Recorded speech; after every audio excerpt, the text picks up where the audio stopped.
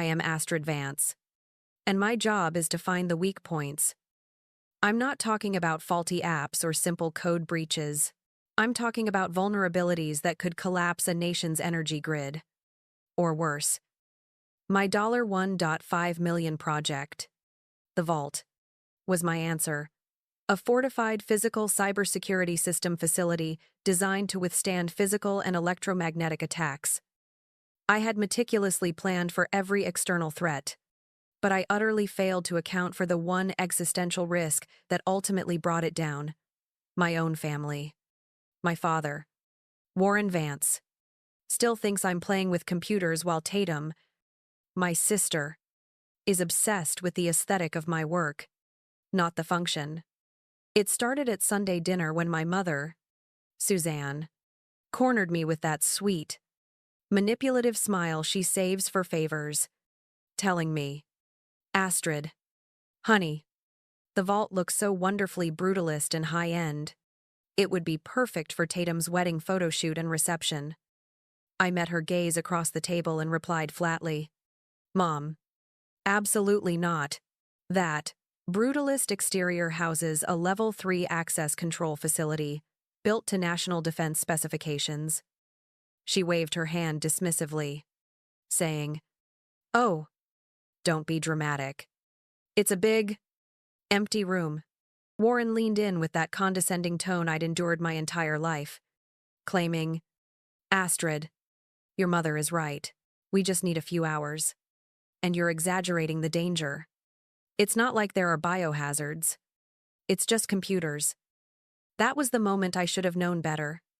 But I felt a twisted need to articulate the threat, telling them, if an unauthorized person so much as leans on the access panel, the system is programmed to initiate a defensive measure. That could be an inert gas dispersal, or, worse, an electromagnetic pulse test designed to fry all equipment. Tatum finally looked up from her phone. Her eyes narrowed with entitlement, demanding, "Come on, Astrid. It's my wedding. And that look is worth thousands in my new event planning campaign." I simply shook my head. Despite my clear, logical explanation of the risks and the federal penalties involved, my family continued to treat my life's work as a free venue. A stubborn persistence born from their own deeply ingrained arrogance and belief that money and status could bypass any system, including national security protocols. My warning about the inert gas and EMP was not a threat. It was a technical specification.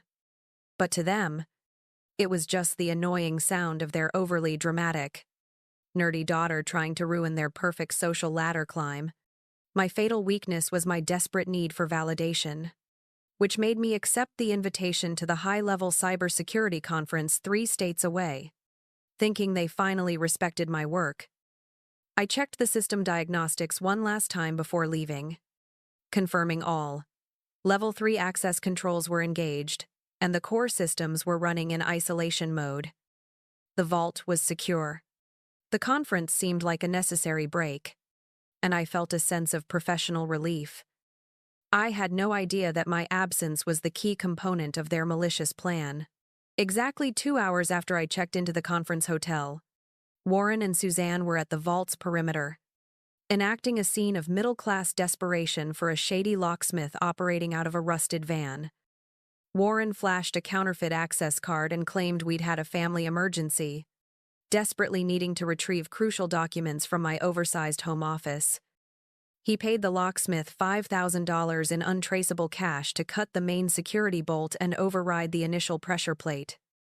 Once inside the perimeter, they ignored the blinking Level 3 warnings and went straight for the HVAC control panel, convinced the humming was too loud for a party. Warren, using his outdated construction knowledge, attempted to disable the inert gas dispersal system and the electromagnetic shielding, grumbling to Suzanne, "These wires are just decorations. Suzanne, she just uses them to look important. They'll ruin the lighting." The following morning, I was presenting my paper on predictive AI defenses when my phone vibrated in my pocket, displaying a cascading red alert. "Breach, Level 3. Physical shell compromise. My blood ran cold, and I immediately cut short my presentation, grabbing my laptop. I knew calling the local authorities was useless. This required specialized knowledge. I bypassed the hotel's Wi-Fi, established a secure connection, and immediately dialed Miles Finch, my junior software engineer, who was monitoring remotely. "Miles, talk to me," I commanded, my voice sharp and low. Miles sounded instantly panicked over the line. "Astrid, I'm seeing massive interference. Not just physical breaches, but the perimeter shell reports structural compromises. It looks like they forced the main seal." He paused, his voice dropping further. "But that's not the worst of it. I'm receiving rogue signals. A massive bandwidth draw on a restricted frequency. And I can hear loud, unauthorized basslines." I felt a paralyzing chill as I typed in Tatum's social media handle. "Miles, get me a link to Tatum Vance's event." Miles sent the link, adding, "Astrid, she's live streaming. It's her wedding. They've turned the vault into an exclusive party venue." I clicked the link, and the image confirmed my horror. The vault, my meticulously designed, mission-critical facility, was filled with people dancing under repurposed LED strip lighting. Tatum, smiling maniacally, was talking into a microphone about her most exclusive, off-grid wedding venue, while the security logs scrolled furiously across my screen, documenting the physical and electromagnetic chaos unfolding inside. I watched, a strategic expert momentarily paralyzed by the sheer audacity of my family's betrayal. I didn't panic. Panic is a vulnerability, and I am a strategist. I closed Tatum's live stream and pulled up the direct line for the National Cyber Emergency Response Team. Not the police. "This is Astrid Vance. Project ID Alpha 77. I need to report a Level 3 access breach and imminent data leak threat at the physical cybersecurity facility," I stated immediately, skipping all pleasantries. The NCERT agent, designated Smith, was instantly responsive to the high-priority threat level. "Dr. Vance, we are dispatching NCERT and coordinating with local law enforcement. Stay clear of the facility," Smith ordered, but I already had my plan. "Agent Smith, I need to inform you that the intruders attempted to disable the environmental controls, and the system is interpreting the sustained high-decibel bass frequency as a deliberate physical denial-of-service attack." I explained precisely. I knew the system's core programming. When external interference exceeded the noise and vibration thresholds, the AI was programmed to execute the primary defensive countermeasure. My parents' attempt to silence the inert gas system had also compromised the electromagnetic pulse shielding. The DJ dropped a heavy bass line, and at that exact moment, the AI registered the sustained sonic attack as the final threat vector. In a fraction of a second, the system initiated its autonomous countermeasure, a low-level EMP burst, test designed to scramble and overload unauthorized electronic devices, making the area unusable but preserving human life. The livestream viewers, all 3,000,000 of them, were treated to a sudden, catastrophic end to the wedding of the century. Every phone, every professional camera, every DJ unit, and the elaborate stage lighting overloaded and died, some short-circuiting in small bursts of smoke. Inside the vault, the sudden, complete loss of power and the rapid system failsafes turned the luxurious party into a frantic scene. Tatum screamed as the $1,000 lights she had rented went dark, her phone already dead in her hand. The high-powered speakers, the source of the attack, were silent, smoking ruins. Then, the second system failsafe kicked in, the climate control. Sensing the breach and temperature spike from the overloaded circuits, slammed the internal temperature down to freezing point. Instead of dancing, The guests were suddenly plunged into an icy, red-lit confusion, as the primary emergency floodlights, designed to warn of inert gas, cast a terrifying crimson glow. The cold air mingled with the remnants of the EMP residue, forming a disorienting, frigid fog. Preston Thorne, the groom and corporate lawyer, was shouting into his dead phone, looking completely lost. My father, Warren, was pounding on the level 3 access door, realizing he was sealed in. "This is not just a power outage. This is a system lockout," I heard Warren yell, his voice strained with genuine fear, not annoyance. He was attempting to override the system with his construction expertise, but the AI was running on a loop of unyielding code. I watched the chaotic feed from Miles's remote diagnostics and thought, he finally understands. He can't bribe an AI system programmed with logic he can't break. They wanted a visually stunning event. They got a high-tech horror show, complete with EMP and a dramatic red emergency lighting system that screamed, "Danger." The arrival was cinematic. The sirens of local police were drowned out by the heavy churn of the insert black helicopters descending onto my property. I arrived minutes later and was immediately intercepted by Agent Smith, the NCERT official, who was already coordinating the containment zone. "Dr. Vance, the security system initiated an EMP burst, which explains the mass equipment failure," she confirmed professionally. But I could hear the underlying panic in her voice regarding the sheer number of high-profile civilian exposures. I maintained my cold demeanor, focusing only on the official line. The priority must be securing the perimeter and assessing the risk of sensitive data loss from the physical breach. My family, along with Preston and the wedding guests, were extracted by the first responders, all wrapped in thermal blankets and looking furious, their expensive clothing now stained and smelling faintly of burnt electronics. Warren immediately spotted me behind the police tape and stormed over, his face red with uncontrolled rage. "Do you know what you've done?" he bellowed, his voice cracking with shock. "Everyone's phone is destroyed. This will cost a fortune. Who's going to pay for this disaster?" I stared him down, my voice quiet but cutting through the chaos. "Really? Dad, I thought this was just a home office and I was playing with computers." I watched his face contort as the sarcasm landed like a physical blow. "You are currently standing on federal access property that has been compromised. The cost you're worried about is the least of your concerns right now. You already determined the price when you broke in." Tatum rushed up next, her expensive dress ruined, tears streaming down her face. "Astrid, my career is over. The live stream cut out. My wedding is a joke. Tell them it was a technical error," she pleaded hysterically. I didn't flinch.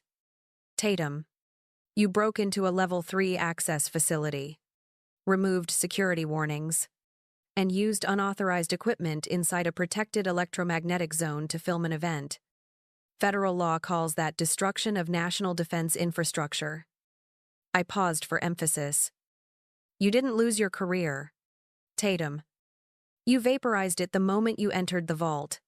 Suzanne approached, attempting her usual emotional manipulation, her eyes wide and pleading. "Astrid, darling, please.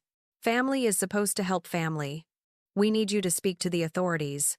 I looked directly at her, letting my years of resentment fuel my response.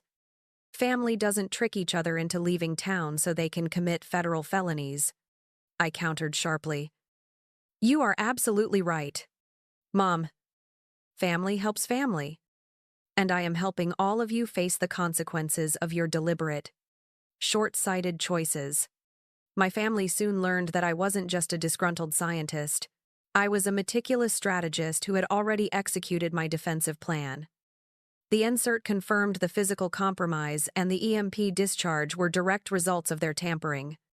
They ruled me clear of professional negligence but simultaneously demanded the immediate repayment of the $1.5 million grant due to the irreparable security breach and the necessary decommissioning of the facility. As the choppers finally lifted off, taking the evidence and the lead investigators with them, I stood alone, watching my parents and sister being escorted into a police vehicle. I knew my career trajectory was shattered, but the cost of my freedom from them was priceless. I was now ready for the real fight, the courtroom. The battle shifted from the physical security facility to the sterile, unforgiving environment of the preliminary legal hearing. My family, represented by an aggressive but clearly overwhelmed legal team, was attempting to argue system design flaws and lack of conspicuous hazard warnings as their defense. Their lawyer, Mr. Hayes, looked directly at me during the opening statement and declared, "Dr. Vance built an overly complex trap, and now she is trying to escape liability for the catastrophic damages caused by her own faulty equipment." I felt a familiar, cold surge of professional disdain. They were still clinging to the belief that they could simply argue their way out of logic. When it was my turn, I didn't raise my voice. I simply presented data. The system was not a trap, Mr. Hayes. It was a Level 3 access facility built to Department of Defense standards. And my clients, Mr. Warren Vance and Mrs. Suzanne Vance, knowingly and willfully breached those standards, I stated, the words cutting through the tense silence. I projected the transaction log onto the screen, showing the exact moment Warren paid the locksmith $5,000 in cash to cut the bolt. Here is the evidence of willful removal of physical security, not a simple mistake, I explained, letting the image of the cash transaction speak for itself. Warren's face went white as I moved to the next exhibit, the internal schematics showing which wiring controlled the inert gas dispersal. Mr. Vance, a former construction executive, attempted to manually disable these vital safety systems because they were too loud for a party, I explained, my eyes locking onto my father's. This was not ignorance. This was deliberate sabotage, using specialized knowledge to gain an aesthetic advantage. He tried to interrupt, but the judge silenced him instantly. Next, I turned my attention to Tatum and Preston, the corporate lawyer who had orchestrated the event. Mr. Preston Thorne, a lawyer, helped draft the event contracts and deliberately chose vendors who lacked liability insurance, all to cut costs for the exclusive venue, I revealed, displaying the email threads. This proves intent and premeditation. They treated a federal security site like a low-budget pop-up shop. Preston tried to object, claiming attorney-client privilege, but I countered swiftly. Privilege does not extend to the planning of a federal crime.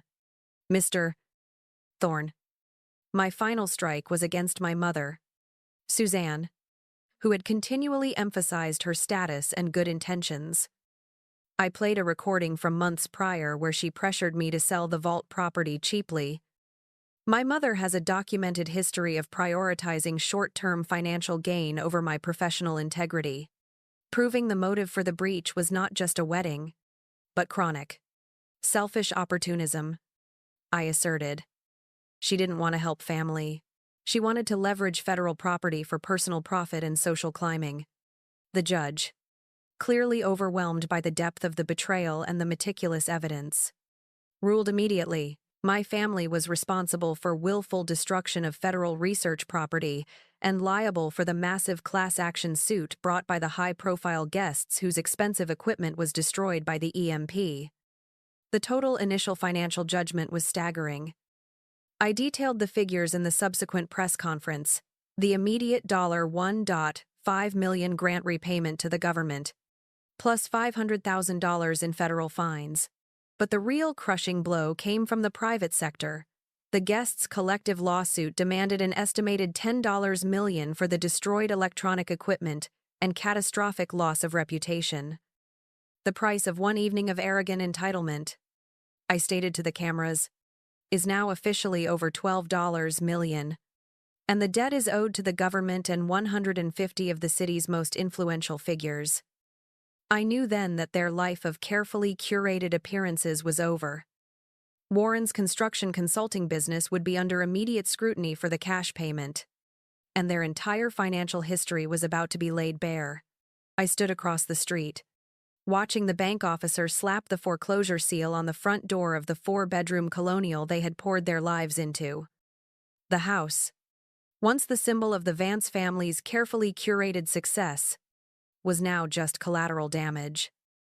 Warren found me there, his shoulders slumped, the arrogance completely drained from his posture.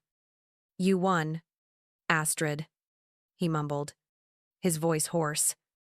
"You destroyed your family." I turned to face him, the finality of the moment giving my voice an unnatural calmness. "I didn't destroy my family, Dad. You did that with your pride and your arrogance." I corrected him, the words sharp and precise, just like my code. "I merely delivered the final audit report, and the numbers don't lie." Suzanne walked up, trying one last time to appeal to a non-existent emotion, whispering, "You have no heart, Astrid." I met her accusation head-on, delivering the coldest truth. "My heart is busy protecting the national grid from fools who think rules don't apply to them. It doesn't have room for people who intentionally break federal law." The legal fallout was absolute. The $12 million judgment forced them into bankruptcy, but the federal restitution debt followed them like a shadow, guaranteeing wage garnishment until death. Tatum and Preston divorced 6 weeks after the EMP incident. His firm fired him instantly, and her influencer career was over, replaced by memes of the red-lit, apocalyptic wedding. The civil judgment ensured they were financially wiped out, and the federal debt guaranteed they would never recover. I had lost the vault and the grant, but I gained a new position at a top cybersecurity firm. My reputation for strategic integrity now widely respected in the industry. The professional whispers about the family incident were easily offset by the fact that I was the one who called in NSERT and provided the forensic evidence that secured the federal case. I had been weak, craving their approval, but their betrayal forced me into the ultimate act of self-sovereignty. As I drove away, merging onto the interstate toward my new life, I felt the lightness of genuine freedom. They had valued image over integrity, and the free venue had cost them everything: their home, their reputation, and their future. For them, it was financial ruin. For me, it was the final, non-negotiable price of natural justice. Thank you for watching the story of how a single act of family betrayal became a national security incident and a $12 million reckoning. Always remember that arrogance has a price, and sometimes that price is calculated by federal investigators. If this story of cold, strategic justice resonated with you, let me know in the comments below. Subscribe for more high-stakes revenge stories where the numbers always add up. I'm Astrid Vance, and I always close the case.